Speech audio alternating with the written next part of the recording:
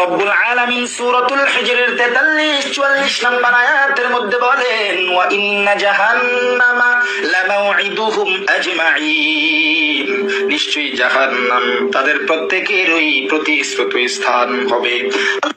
এ বন্ধু, হাফিজের দালালি ছাড়ো। আল্লাহ তাআলা তো নাজ নেয়ামত দান করছে, এত সুন্দর কণ্ঠ দান করছে, কারো দালালি করার জন্য না, একমাত্র জন্য বলি, কারো দালালি করার দরকার নাই, কারো সুর নকল করার দরকার নাই। আল্লাহ তোমার যে সুর দিছে ওই সুরটা নিয়ে সন্তুষ্ট থাকো।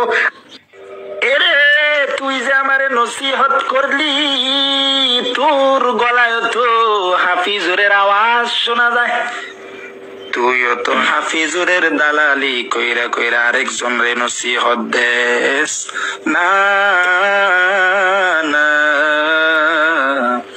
আরেকজনের দালালি কইরা কইরা অন্য জন রে নসিহত দিস না।